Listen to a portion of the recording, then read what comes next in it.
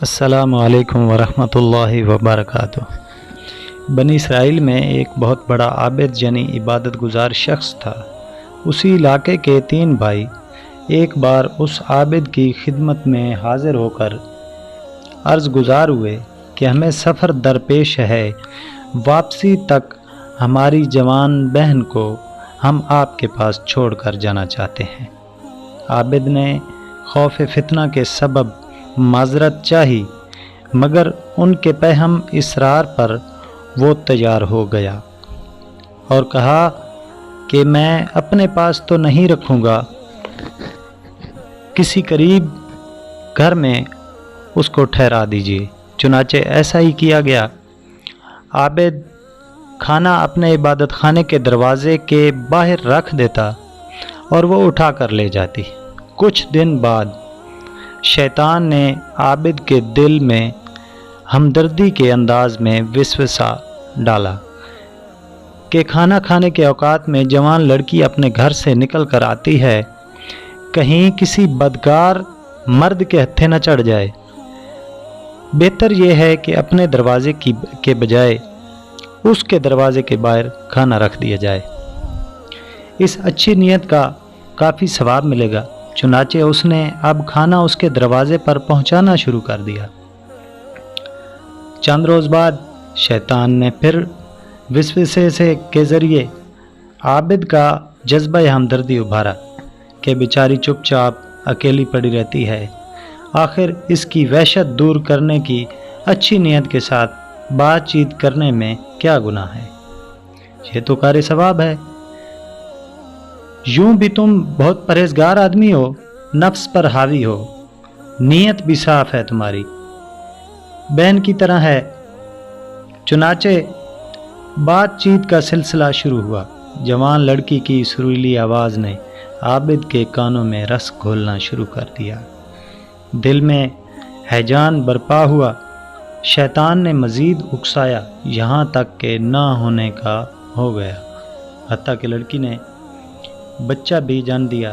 شیطان نے دل میں وسوسوں کے ذریعے خوف دلایا کہ اگر لڑکی کے بھائیوں نے بچہ دیکھ لیا تو بڑی رسوائی ہوگی، لہٰذا عزت پیاری ہے تو نومولود کا گلا کاٹ کر زمین میں گاڑ دے۔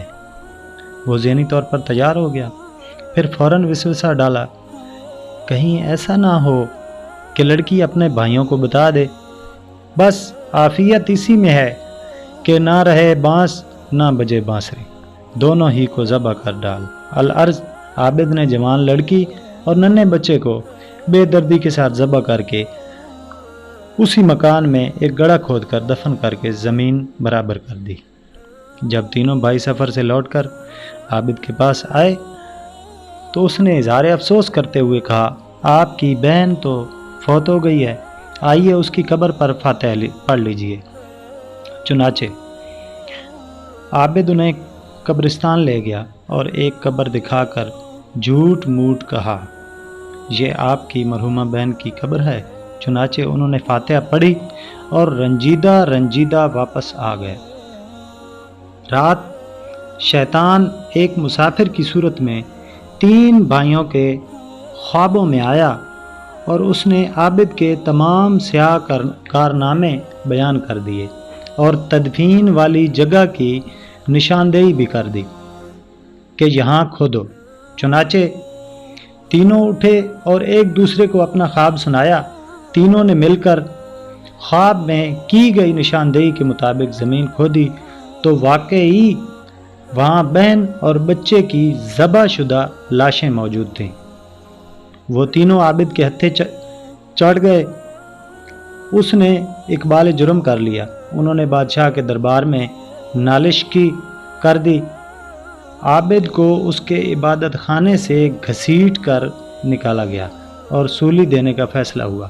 جب سولی پر چڑھانے کے لیے لایا گیا تو شیطان اس پر ظاہر ہوا اور کہنے لگا، مجھے پہچان، میں تیرا وہی شیطان ہوں جس نے تجھے عورت کے فتنے میں ڈال کر ذلت کی آخری منزل تک پہنچایا ہے۔ خیر گھبرا مت، میں بچا سکتا ہوں، مگر شرط یہ ہے کہ تجھے میری اطاعت کرنی ہوگی۔ مرتا کیا نہ مرتا؟ عابد نے کہا میں تیری ہر بات ماننے کے لیے تیار ہوں۔ اس نے کہا اللہ تعالیٰ کا انکار کر دے اور کافر ہو جا۔ بد نصیب عابد۔ اس نے کہا میں خدا کا انکار کرتا ہوں اور کافر ہوتا ہوں۔ شیطان یکدم غائب ہو گیا اور سپاہیوں نے فوراً ہی اس بد نصیب عابد کو تختہ دار پر لٹا دیا اور اس کو پھانسی دی۔